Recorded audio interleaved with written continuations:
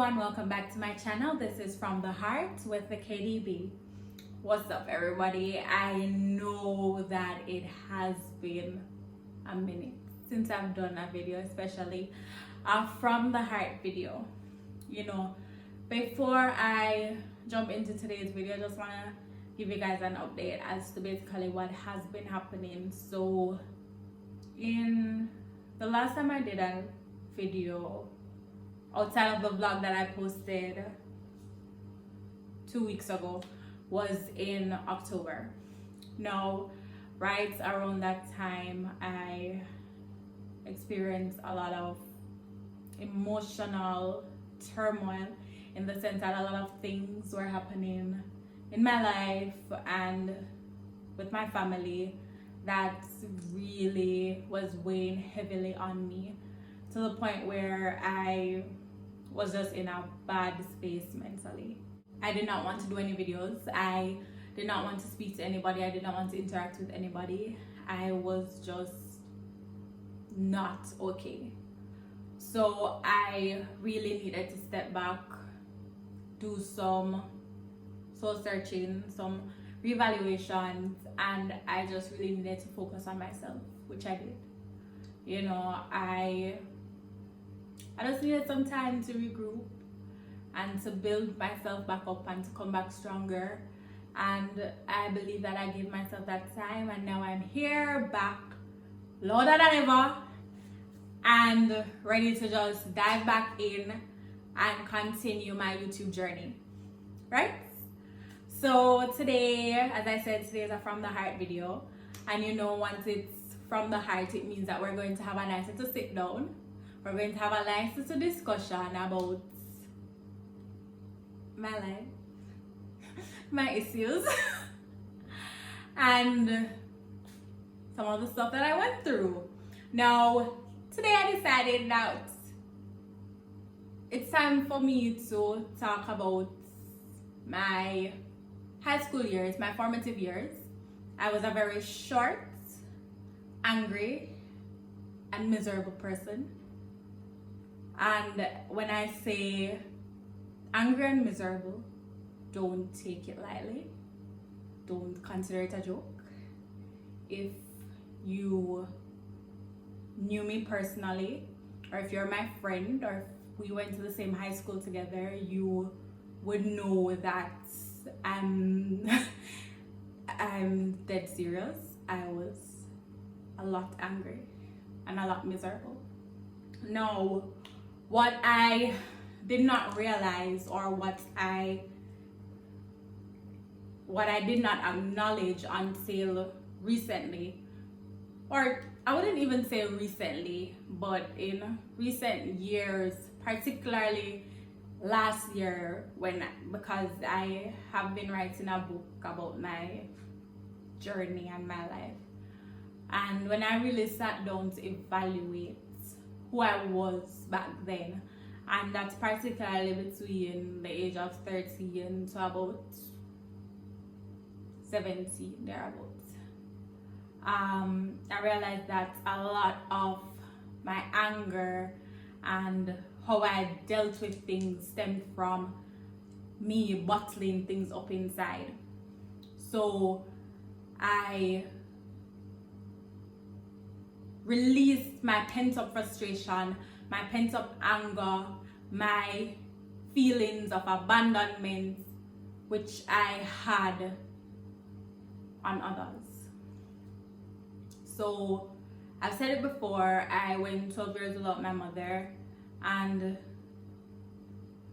I went about 8 or 9 years without my father. During that time, a lot of things happened. My brother and I, we went through a lot of different homes, a lot of different living situations. We had a revolving door of helpers and caregivers, and for me, I felt as if a lot of them, outside of those who were family, because there were instances where we did have family members taking care of us, I felt that a lot of them weren't concerned about our well-being or about our emotional stability. They were being paid to take care of us, and that's all they did. They took care of us. So because of that, we were on our own a lot. A lot of things happened. So a lot of things that other children got to experience, such as being able to go on trips, being able to go out with friends, I did not experience that because my mother was very overprotective. She was not in Jamaica, so she was not okay with me going certain places or just basically having general outings. She was very overprotective to the point of sometimes being paranoid. So I did not have the typical teenage years of, going on school trips, going to the movies, hanging out with friends, going to barbecues. I did not experience none of that. And at that time, you're 13, you're going through puberty, you're experiencing different things. I did not have my mother around to really sit me down and explain certain things to me. So I held all of that in, and it resulted in me, whenever there was a confrontation, whenever I felt backed in a corner, I would just literally explode. And when I say explode, I mean I would release whatever anger, frustration on the person who was there. So I was very loud. I was very angry. I remember there were times when my friends used to say, "Kim, why is it we don't ever see you smiling? You come in the class in the morning and you're always frowning." And it was just the truth. I felt as if there was nothing to smile about. I felt as if there was no reason to be happy. I was just angry and miserable. As far as I'm concerned, everybody should be angry and miserable too. I did not have a lot of friends. I was a loner, still am, but a lot of the reason why I was a loner back then was it was just hard to be around. Well, it was just hard to be around persons who were well situated, meaning persons who were in a happy home, who were in a happy life, who were living functional lives. It was just hard. I remember there were times when if I felt that you said something I didn't like, I'm not going to be the one to pull you one side and to have a discussion with you or to say to you, I didn't like what you said. No, I'm the one who's going to get loud. I'm going to shout. I'm going to make everybody around me know that I'm uncomfortable and I did not like what you said. It often resulted in a lot of fights with my brother, because just as how I would not have fought at school, I would just say my piece and go about my business. But at home, whenever I got angry, whenever I blew up on my brother, the first thing he would do, he would blow back up. And then if I'm angry and my words can't cut you down, I'm going to use my fist. So we fought a lot, but I was just hurt and angry, and I just did not know what to do with my emotions, what to do with my feelings. I had no idea that I had abandonment issues. I had no idea that the reason why I was this way was because I was just not dealing with the deep-seated emotions that I had inside that was building up. the first time I became aware that I had abandonment issues, I remember it was a church conference, women's conference, and a psychologist came, and the theme for the conference was abandonment. And I remember I was there. This is a conference that happens every year, and I was in attendance as usual. I was just sitting there and she was talking, and I can't tell you what this woman said exactly. I cannot pinpoint the exact phrase or the exact terminology or the exact point that she made. But all I can say is whatever she said, I felt as if something pierced my very heart, my very soul, and whatever pierced it it was like this rush of relief, this rush of emotions. I remember I was so overwhelmed, so overcome, I could not stop crying. And I'm not talking silent tears, I was just running down. I mean deep, gut-wrenching, shoulder-shaking sobs that were just rocking me.